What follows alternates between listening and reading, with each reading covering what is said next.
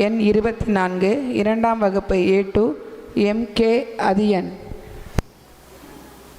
தமிழே உயிரே வணக்கம். நீ இல்லை என்றால் என் வாழ்வில் எப்போதும் கசக்கும் பிடிக்கும். உன்னை நினைக்கும் தமிழனுக்கு எப்போதும் நெஞ்சில் இனிக்கும். அவையோர் அனைவருக்கும் வணக்கம்.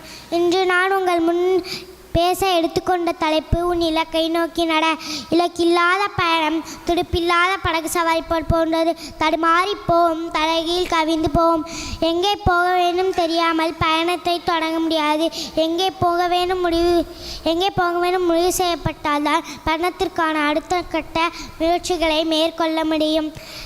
ஒரு இலக்கை நினைக்கும் முன்னர் பயணத்தை தொடங்கி எந்த ஊருக்கு போவது என்பதே தெரியாமல் பேருந்தில் ஏறி உட்கார்வது ஒப்பாகும். முதலாவதாக நமது இலக்கை முடிவு செய்ய வேண்டும். அந்த ஊருக்கு போக வேண்டியதான பயணச் செலவு, எங்கே போய் தங்குவது, எவ்வளோ நேரமாகும், என்னென்ன எடுத்துச் செல்வது என்று நாம் எவ்வளோ யோசிப்போம்.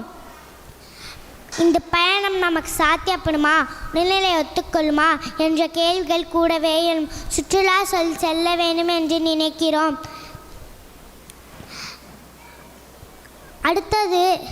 அடுத்த பயணம் நமது தேர்வு இடமாகவே இருக்கட்டும். சாதாரணமாக ஒரு ஊருக்கு பொறுப்படுவதற்கே இவ்வளவு கரிசனம் தேவைப்படுகிறது. இப்படி ஏதாவது ஒரு இலக்கை நினைத்து கொள்ளுங்கள். இந்த ஆண்டில் ஒரு இலக்கு வீடு வாங்க வேண்டும் என்றிருக்கலாம், தோட்டம் வாங்க வேண்டும் என்றிருக்கலாம், தொழில் நடத்த வேண்டும் என்றிருக்கலாம், நல்ல மதிப்பில் வாங்க வேண்டும் குறிக்கோளாக இருக்கலாம். இப்படி ஏதாவது ஒரு இலக்கை நினைத்து கொண்டு உங்கள் ஓட்டத்தை ஓடுங்கள். உங்கள் முழு சிந்தனையும் அதிலே இருக்க வேண்டும். தன் கையே தனக்கு உதவி.